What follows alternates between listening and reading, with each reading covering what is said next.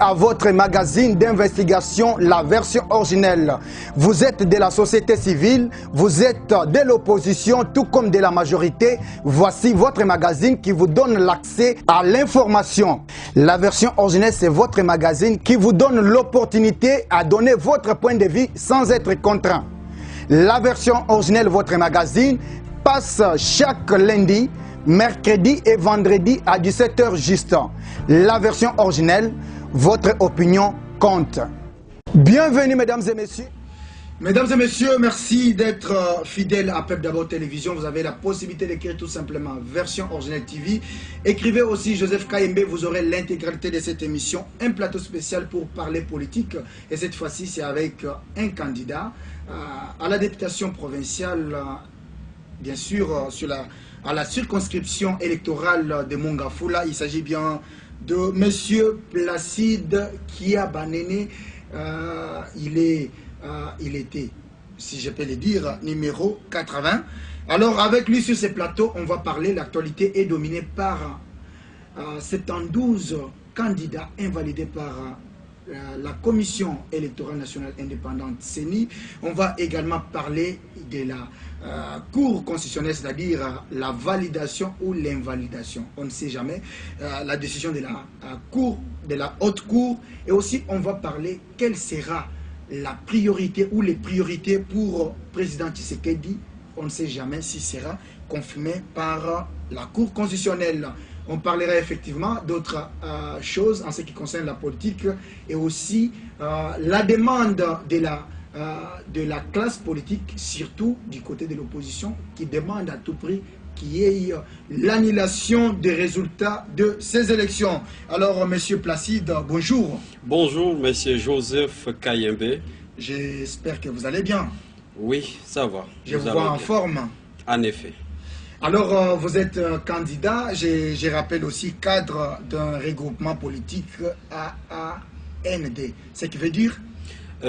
Merci de la question. L'AAND signifie l'Action des Alliés nationalistes pour la solidarité et le développement. C'est le regroupement politique cher à Dieudonné Fiki. En effet, comme l'autorité morale, mais c'est Dieudonné Fiki Ralima, c'est le patriarche. Alors, le patriarche Dieudonné Fiki, que je salue en passant, avec tous les cadres de FNDC. C'est ça les partis, les noms du parti. L'un des partis membres du regroupement, n'est-ce pas, le parti principal ou majoritaire du regroupement AAND. Vous êtes parmi les jeunes qui ont impacté, qui ont fait quelque chose sur le terrain. Nous avons quand même vos images et beaucoup de choses que vous avez fait sur le terrain lors de la campagne électorale et aussi sur le terrain. D'abord, quelle est votre analyse par rapport à ces élections qui viennent de se passer du 20 décembre dernier? Comment vous avez apprécié, comment vous pouvez analyser d'abord l'ensemble de ces activités liées à ces élections du 20 décembre? Merci beaucoup de la question. De façon générale, les élections se sont bien déroulées.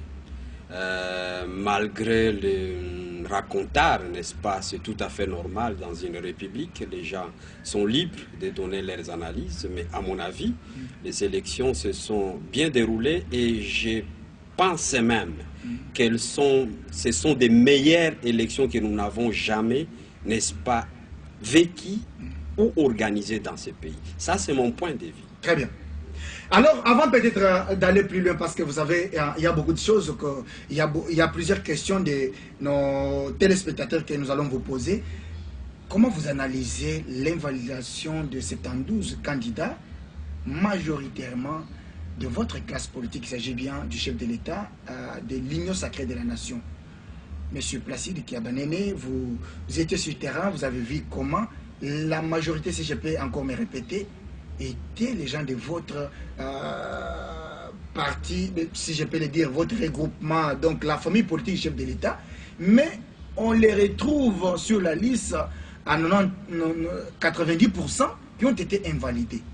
Comment est-ce que les gens qui étaient préparés pour les élections arrivent à organiser la tricherie, certains avec les machines, et aujourd'hui, est-ce que ces gens peuvent aider à la longue le chef de l'État pour l'avancement de ces pays? D'abord, je signale Ouais. qu'il s'agit d'un signe ou un signal très fort. Très bien. Je tiens à noter cela parce que nous ne l'avons jamais vécu dans l'histoire, n'est-ce pas, de la RDC. Très bien. Qu'un candidat de surcroît de la famille présidentielle Très bien. soit invalidé à l'issue d'un processus qui a été bien organisé. Je pense que la décision de la CENI vient d'inaugurer une nouvelle ère. Très bien. Une ère d'honnêteté, mais aussi de la refondation de l'État à une certaine mesure.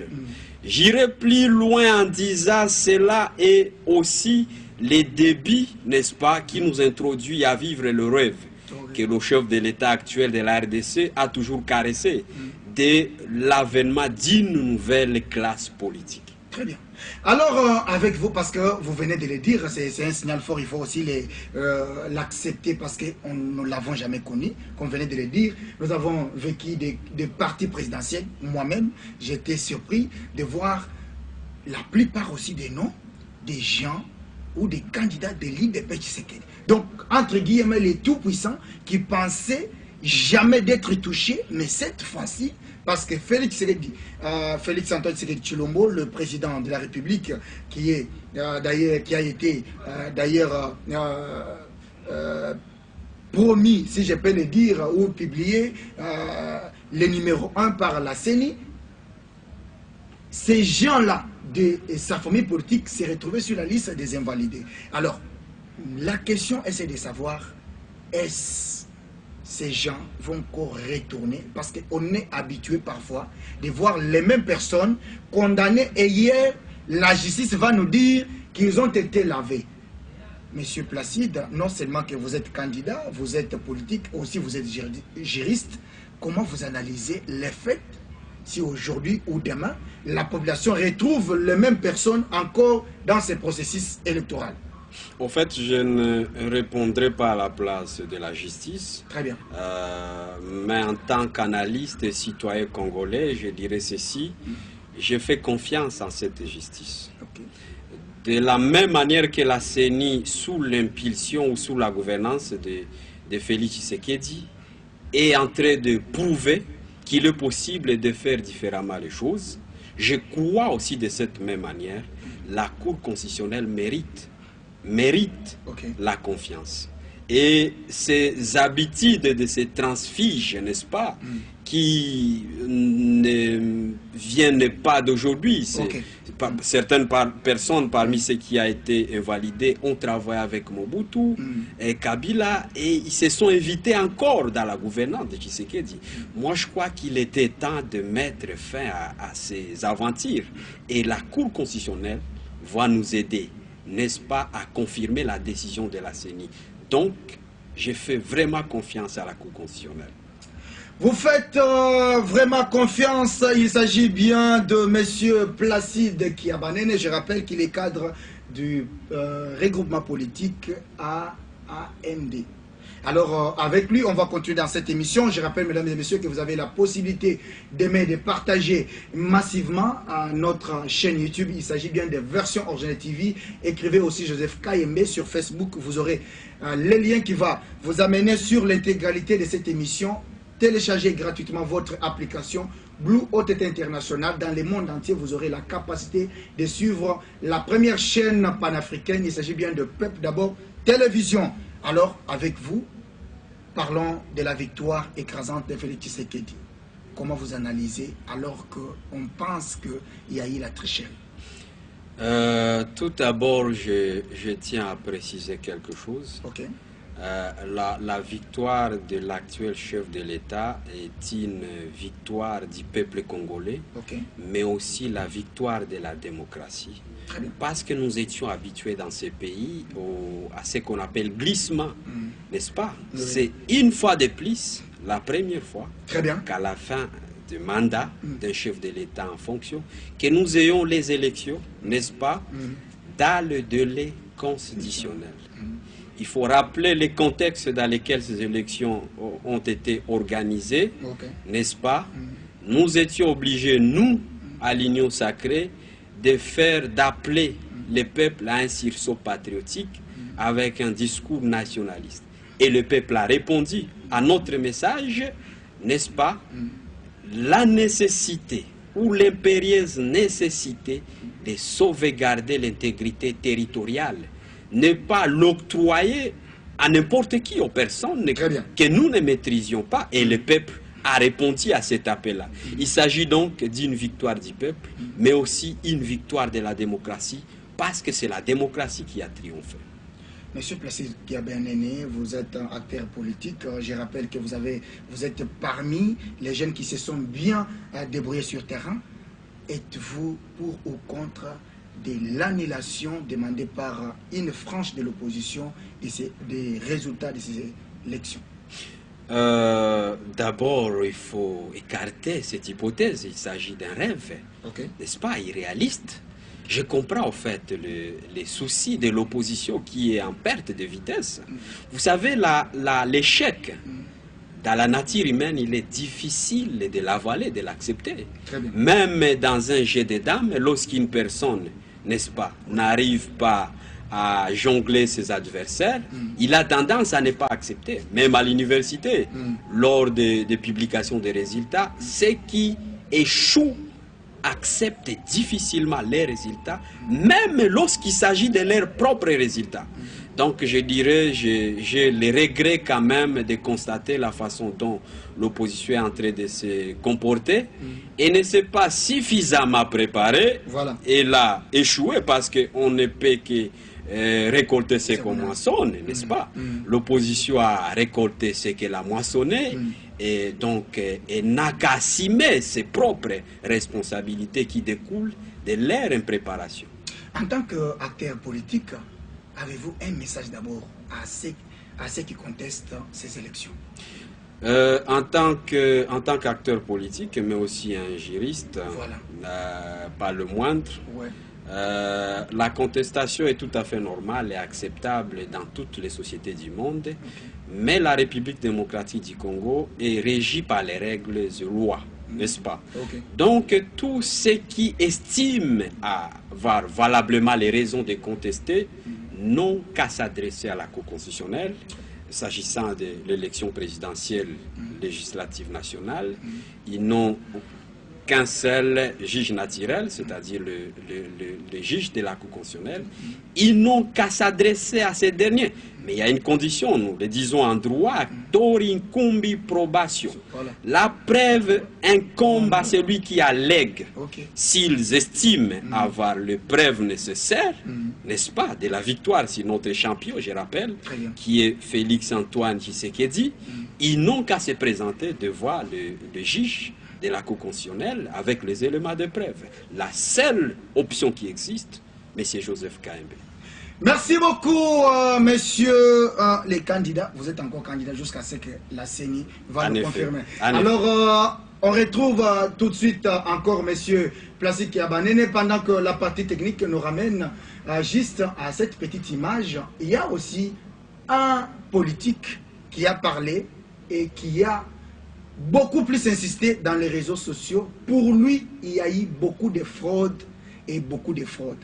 Là, il s'agit de l'honorable Kabasele Wampanga Célestin qui a dit qu'il y a eu beaucoup de fraudes. Il a même pris une liste qui a été déjà publiée dans les réseaux sociaux pour dire qu'effectivement, il y a eu des fraudes. Mais apparemment, aujourd'hui, avec cette liste de 72 candidats invalidés, est-ce qu'on peut donner d'abord raison à ces Congolais qui avaient déjà vu et avec preuve à l'appui? Aujourd'hui, est-ce qu'on peut donner raison? Parce qu'il a connu, actuellement, au moment où je vous parle, il a beaucoup de problèmes, même avec son parti politique. Pour certains, il a parlé de son parti, il ne pouvait pas dénoncer l'IDPS, mais il a dit qu'il y a eu beaucoup de gens, beaucoup de politiques qui se sont comportés comme s'ils étaient de la classe politique du PPRD, en ayant les machines, en utilisant la violence, etc.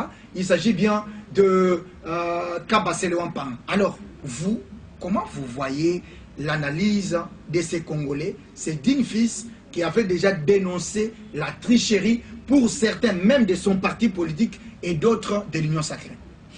En fait, je ne sais pas me prononcer sur base de dire de quelqu'un, parce qu'il faut avoir suffisamment les éléments de preuve pour de telles allégations, n'est-ce pas?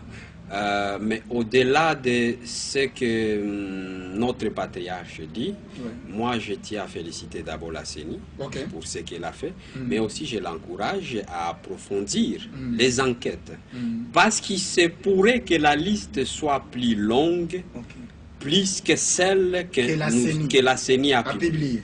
C'est possible. Pourquoi, M. Joseph? Parce que les politiciens congolais sont habitués à ces actes affreux. Ils en ont l'habitude, n'est-ce pas? Parce qu'ils pensent qu'avec l'argent, on peut tout acheter. On peut acheter même la conscience des gens. Et surtout, ils ne veulent pas être loin du pouvoir. C'est pourquoi ils sont... C'est devenu comme un royaume. C'est comme un royaume. Il n'y a que depuis plusieurs décennies. Nous ne connaissons que le même personne, le même visage et le même famille. Et ils pensent qu'il est possible de continuer. Heureusement qu'un sauveur est venu au Congo. Mais c'est Félix Tshisekedi. C'est sous son impulsion, évidemment. Ce n'est pas lui qui a rendu la décision, mais c'est sous sa gouvernance que la CENI est parvenue à prendre cette courageuse décision. N'est-ce pas? Une décision courageuse et très grave que nous n'avons jamais vécue. Je l'insiste. J'insiste sur ce point. Nous n'avons jamais vécu, n'est-ce pas, de telles décisions dans ce pays. C'est la première fois. Et nous ne pouvons qu'applaudir et féliciter la CENI. Merci beaucoup, monsieur Placide Kiabanene. Je pense que nos téléspectateurs, vous avez la possibilité, je vois les messages, on ne va pas prendre les appels. Merci de féliciter notre invité. Vous sentez que la jeunesse, parce qu'on n'a pas encore abordé, parce qu'on va aussi aborder ces points-là en ce qui concerne les renouvellements de la classe politique. Donc, on a aussi besoin de voir des jeunes pareils représenter les Congo ou soit représenter la population au niveau, pourquoi pas national et provincial, parce qu'on est habitué, c'est comme si c'était un royaume où on doit avoir une catégorie de personnes, un groupe d'individus, donc les autres pas les autres. Alors, avant de retourner, la question, maintenant vous allez nous dire, nous et nos téléspectateurs et internautes, quels sont les axes prioritaires pour les 5 nouvelles années à Félix Tshisekedi? Qu'est-ce qu'il va faire, qu'est-ce qu'il ne doit pas faire? Parce qu'on a peur de perdre encore 2 ans, de perdre encore une année, soi-disant nous cherchons la majorité parlementaire. Alors, vous, en tant qu'acteur politique, vous allez nous dire quels sont les actes prioritaires, qu'est-ce que Félix Tshisekedi n'a pas fait dans le premier quinquennat et qu'est-ce qu'il peut apporter dans le deuxième quinquennat. Pendant que vous réfléchissez pour cette question, on rentre dans la partie technique. Il s'agit bien de l'anniversaire d'un grand monsieur. Il s'agit bien de Ofranel Mankamba Kayembe, notre deuxième fils. Et puis on se retrouve juste après son anniversaire et pour parler et vous allez répondre à notre question. En ce jour si spécial, c'est nos cœurs qui te parlent. Nous te souhaitons tous les bonheurs du monde, longévité, prospérité. We love you so much, love you so much.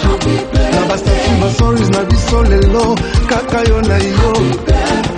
Love you so much, love you so much.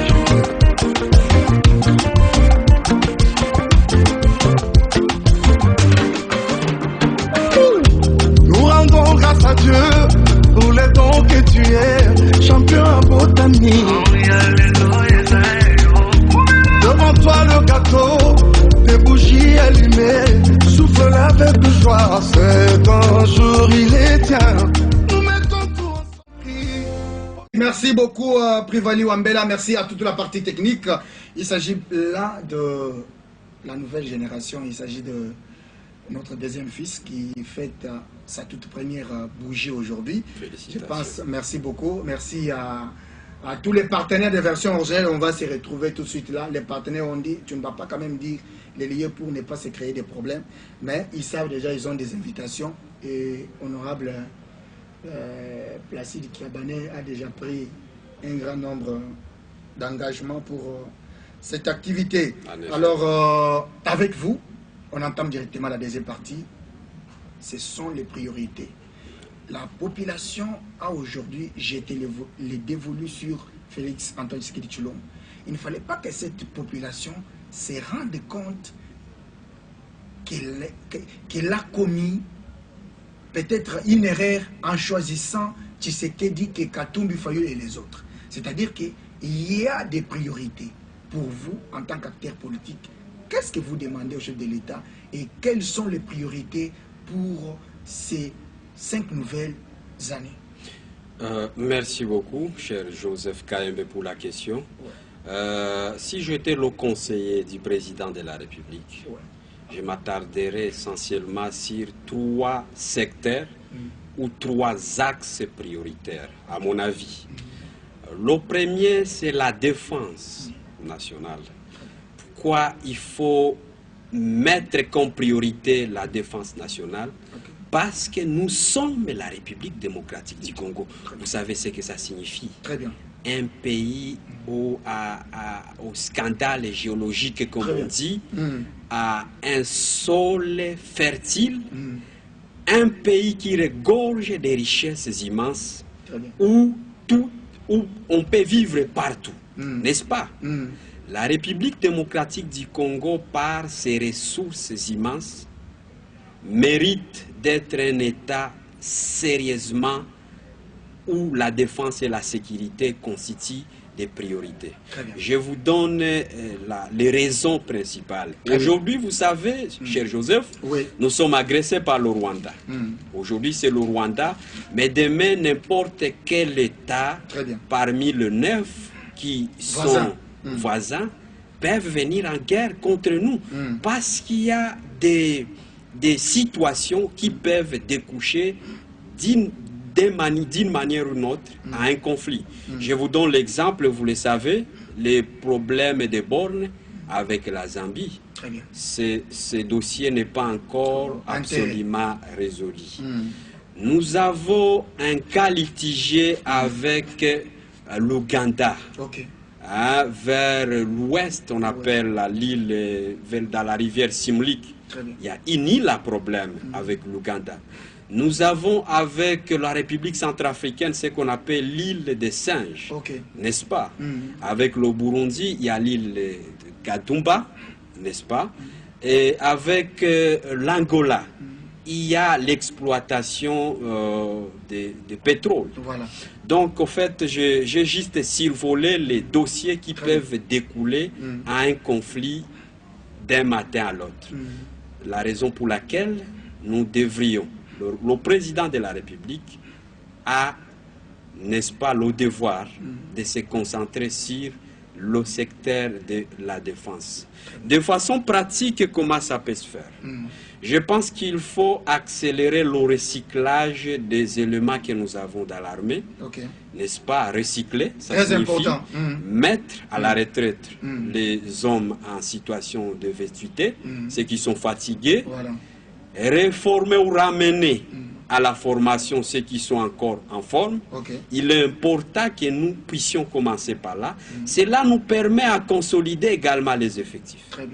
En dehors de ce recyclage qu'il sied de faire, il y a aussi la création de conditions. Le chef de l'État a déjà fourni un effort dans ce domaine, sur cet aspect, n'est-ce pas, mettre en place les conditions pour les hommes en armes. Il est important d'accélérer, n'est-ce pas, c'était là. Pourquoi pas ne pas construire de nouvelles casernes pour nos militaires et nos policiers? Pourquoi pas ne pas améliorer la solde, n'est-ce pas, la rémunération des militaires, la solde? Tous ces aspects nous amèneront à avoir une armée en confiance qui sera également ravitaillée en munitions et en armes pour que l'on soit capable, n'est-ce pas, à répondre à n'importe quelle provocation de nos ennemis. Et le deuxième secteur, là j'ai parlé de la défense, l'agriculture. Très bien. Un secteur important. Très important même. Il est important de commencer d'abord par l'autosuffisance alimentaire. Vous savez comment ça se passe? Je me souviens lorsque nous étions trop jeunes, Oui. on voyait dans nos villages déjà faire ce qu'on appelle des likelemba. Voilà. Nous pouvons appliquer cette méthode, n'est-ce pas, au Congo, en cette période, dans ce quinquennat, n'est-ce pas? Mais cela peut être encadré par le gouvernement national. C'est-à-dire dans chaque village, dans chaque communauté, on peut créer le regroupement de 10 hommes qui font les champs, n'est-ce pas, à une telle ou telle autre dimension. Aujourd'hui, on va cultiver pour telle personne, demain on cultive pour telle autre. L'objectif principal, c'est de donner à chaque membre du village, n'est-ce pas, un champ. Voilà. Évidemment, cela nous donne d'abord la possibilité de manger. Hein, ce qu'on appelle l'autosuffisance alimentaire. Et à part ça, on peut alors passer à l'échelle nationale en faisant la culture comme une activité qui nous permet de diversifier notre économie. Je me souviens, l'an passé, vous avez suivi, le Kenya a exporté en Chine les avocats qui ont apporté 60 millions de dollars. Nous avons les terres cultivables partout, cher Joseph. Nous pouvons nous organiser de façon à exporter, n'est-ce pas, les fruits ou les produits de notre agriculture. Très bien. Et le dernier secteur, je vais parler des 3 secteurs, la défense et l'agriculture. Je vais parler de l'initiation à la citoyenneté responsable. Ça va vous surprendre, mais c'est très important. Alors, bon, peut-être avant que vous puissiez continuer avec d'autres. D'abord, parlons, je voulais un peu retourner en arrière avec votre point en ce qui concerne l'agriculture. Ma question était celle de savoir pourquoi aujourd'hui nous avons même le ministre qui a la charge de l'agriculture, mais on ne sent pas l'implication ou on ne voit pas les résultats de l'agriculture, c'est-à-dire les fruits de ces champs-là. Je voulais un peu retourner derrière parce que vous venez de le dire aussi, mais je suis en train de reformuler cette question d'une autre manière. C'est-à-dire, quand nous tous, on était encore enfants, on voyait d'abord, dans chaque parcelle, au moins, dans chaque parcelle, on pouvait avoir un peu moins de langue.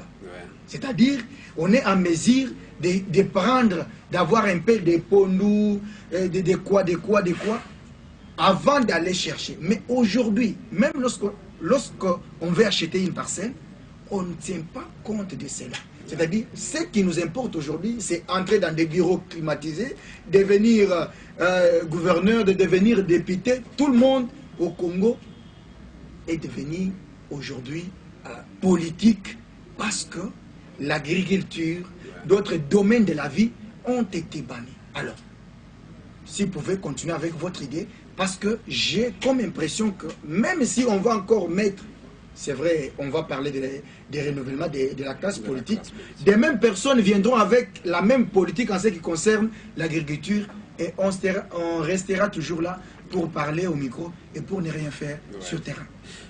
Cher Joseph, je pense, à mon avis, tout est question de politique nationale. Très bien. Nous avons besoin d'une politique sérieuse dans ce secteur parce que c'est un secteur très important. Et pour ce faire, le président de la République aura besoin de trouver des hommes, pas forcément expérimentés, mais des hommes épris de bonne volonté, honnêtes et intègres.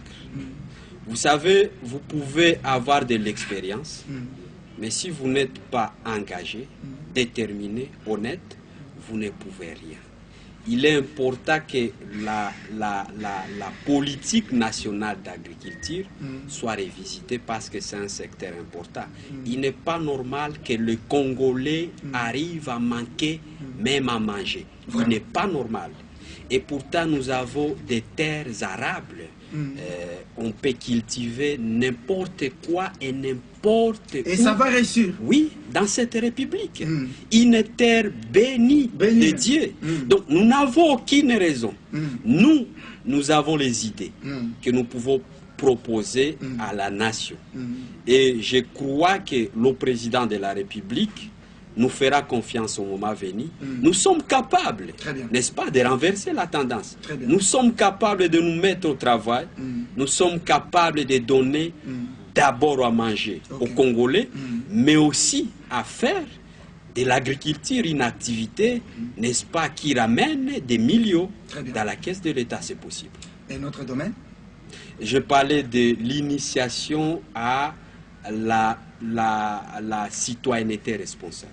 Très bien. Ça va vous surprendre, mais c'est très important. Vous savez, la sauvegarde de la patrie, le patriotisme relève de citoyenneté responsable. Très bien. La salubrité publique, le problème des détournements des deniers publics, c'est des questions qui relèvent de la citoyenneté. Même des hommes de Dieu. Oui. Un citoyen responsable ne prendra pas l'argent du trésor public parce qu'il ne s'agit pas de son argent. Très bien. Il fera la différence entre ses biens et les biens de la nation. Parce que les biens de l'État appartiennent au peuple congolais. Très bien. Un citoyen responsable, après avoir consommé les jus de l'eau, ne jettera pas la bouteille n'importe où. Je vais vous surprendre, mais vous savez, l'on peut mettre toutes les batteries, on peut mettre le politique et le programme, surtout à Kinshasa, la capitale de la RDC, l'on n'arrivera jamais à vivre dans un environnement propre si l'on n'intègre pas la question de la citoyenneté responsable. C'est vraiment important que l'on ait un ministre de l'initiation à la citoyenneté, n'est-ce pas? Quelqu'un qui va prêcher. Il n'existe pas.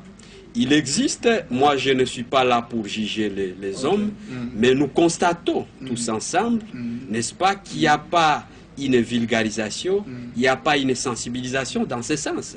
Il faut trouver des hommes engagés et déterminés, capables, n'est-ce pas, à parler avec le peuple. Et nous avons une fois de plus les mécanismes. Nous avons des méthodes simples pour arriver, n'est-ce pas, à parler avec les Congolais. Et je crois que les Congolais sont consciencieux, ils comprendront. Merci beaucoup. J'espère que ce sont... Oui, trois axes principaux. Les trois axes principaux, je pense que d'abord, pour tous ceux qui soutiennent et qui comprennent l'importance de ces idées, d'abord de ces jeunes Congolais, parce que maintenant on va parler d'abord des renouvellements de notre classe politique. Il y a ceux qui ne comprennent pas, ils pensent qu'on est en train de faire un système ou une campagne de diabolisation des vieux. Non, il ne s'agit pas de cela, mais plutôt il s'agit d'abord de comprendre pourquoi seulement chez nous et ailleurs.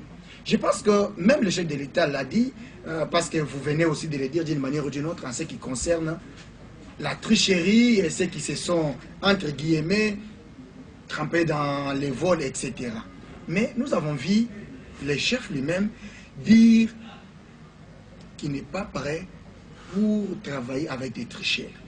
Mais autrement dit, vous venez aussi de le dire ici, il y a des personnes, des politiciens d'abord congolais, qui pensent qu'au jour d'aujourd'hui, la députation, tant nationale, provinciale, Sénat, etc., donc c'est devenu comme l'apanage d'un groupe d'individus. D'autres jeunes intelligents, intellectuels, juristes que vous êtes et les autres n'ont pas droit au chapitre. Alors, comment vous expliquez ces renouvellements si réellement ces groupes d'individus n'ont pas commencé? Parce que je vais un peu vous amener loin. Ne pensez pas que ces gens, si aujourd'hui tous se sont mis à l'écart, ils vont rester calmes. Ils vont chercher encore la rébellion. Nous l'avons vu avec notre frère Nanga. Il faut aussi penser à cela. Parce qu'aujourd'hui, vous pouvez lui dire non, non, ça ne va pas, ça ne va pas. Et il va encore chercher la guerre pour entrer. Comment et qu'est-ce que nous pouvons faire pour faire comprendre à ces individus à comprendre qu'effectivement, on doit changer cette classe politique pour le développement de notre pays? Vous savez, je vais vous surprendre peut-être, mais je donne la liberté à tout celui qui veut, n'est-ce pas, s'élever contre la République. Très bien. Mais je vais vous rassurer d'une chose, ils n'arriveront pas. Okay. Vous savez pourquoi? Ouais. Parce que la jeunesse est plus que déterminée à barrer la route, n'est-ce pas, à ces personnes qui ont maintenu la République dans les statu quo. Okay. Nous, les jeunes, nous ne sommes plus prêts à accepter. S'élever du chef de l'État, c'est son souhait le plus ardent. Et moi, je vais rassurer au raïs de la RDC, M. Félix Tshisekedi, qui a un soutien, n'est-ce pas, de la jeunesse congolaise. Les mêmes personnes, vous les ramenez au pouvoir, ils vont reproduire les mêmes actes. Il ne s'agit pas, je vais être clair, il ne s'agit pas d'un conflit générationnel, mais c'est un constat que nous faisons. Réel même. Tous les aînés ne sont pas malhonnêtes, ne sont pas mauvais. Je propose au chef de l'État de maintenir, pour réseau d'équilibre, n'est-ce pas, rechercher l'énergie de la jeunesse et l'expérience, n'est-ce pas, de la vieillesse. Il est important de maintenir, de garder certains, mais ça doit être des modèles. Mais les restes, je crois qu'il est important de s'en débarrasser, parce que la République a besoin d'une nouvelle énergie, a besoin d'une nouvelle vision, d'une nouvelle perception des choses. Nous autres, nous venons de familles pauvres, n'est-ce pas? Nous avons été élevés dans l'intégrité et l'honnêteté. Nous ne savons pas comment et pourquoi le pouvoir peut nous corrompre. Donc nous sommes prêts à accompagner le chef de l'État et il peut compter sur nous. Nous sommes des millions, n'est-ce pas? La population congolaise est constituée en majorité de jeunes et nous sommes prêts à l'accompagner. Nous sommes prêts à l'accompagner, c'est le message de M. Placide Kiabanene. Je rappelle qu'il est un candidat à la députation provinciale à la circonscription électorale de Mongafula. Et aussi, je venais de le dire tantôt, c'est parmi les jeunes qui ont quand même mouillé les maillots pour être élus. Bon, je ne fais pas la campagne et je ne vais pas seulement parler des résultats des témoins. Parce que Kobo Sanate, témoin peut pas des fois, oui. Des fois. Alors, avec lui, nous tendons petit à petit vers la fin. Mesdames et messieurs, je vous rappelle que c'est la version originelle et vous avez la possibilité d'écrire tout simplement version originelle TV. Écrivez aussi Joseph Kaimé. Sur Facebook, vous aurez l'intégralité de cette émission. N'oubliez pas de télécharger gratuitement votre application Blue OTT International et vous aurez la capacité de suivre le Peuple d'abord télévision dans le monde entier. Merci partout, vous êtes en Europe, en Asie. Nous recevons toujours vos messages, même ici à Kinshasa, au fin fond de Kinshasa, de la République démocratique du Congo. Merci et continuez toujours à nous suivre. Alors, Monsieur Placide Kiabanene, vous allez regarder la caméra en face de vous et vous allez adresser un message à toute la population et particulièrement la jeunesse congolaise qui vous suit et qui vous suivra à travers les réseaux sociaux. Merci beaucoup. J'ai un simple message à donner à mes compatriotes, particulièrement aux jeunes. Je viens de suivre, alors que la CENI venait de mettre à l'écart certains candidats qui se sont illustrés dans la fraude. Il y a des mouvements, des manifestations en Gaba, selon les vidéos qui circulent sur la toile. Je vais demander à mes compatriotes, surtout aux jeunes, de ne pas se laisser manipuler par les acteurs politiques. Vous croupissez dans la misère, dans la souffrance. Leurs enfants sont en Europe. Ils ont de belles voitures, n'est-ce pas, et de belles maisons. Donc vous n'avez aucune raison de vous laisser emballer par les émotions des gens. La République démocratique du Congo appartient à nous tous. Vous pouvez également construire une renommée comme ces acteurs politiques que vous applaudissez aujourd'hui. Voilà le bref message que je voulais donner à mes compatriotes. Merci beaucoup, Monsieur Placide Kiabanene. Merci pour ces jeunes intellectuels qui venaient de le dire. Avant peut-être de clôturer cette émission, mesdames et messieurs, c'est comme il le disait tantôt.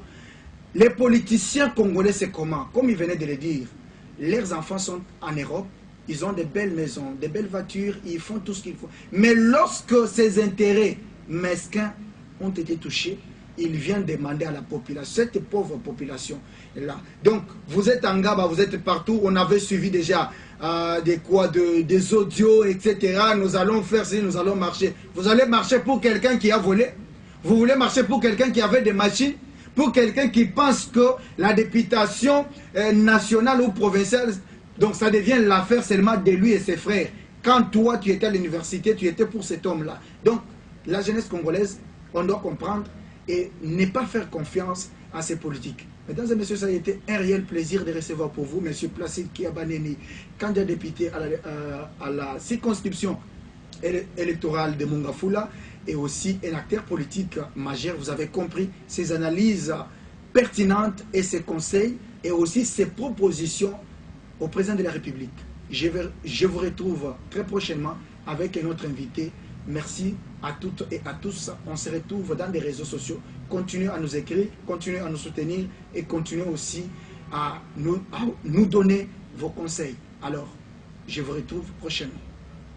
À votre magazine d'investigation, la version originelle. Vous êtes de la société civile, vous êtes de l'opposition, tout comme de la majorité. Voici votre magazine qui vous donne l'accès à l'information.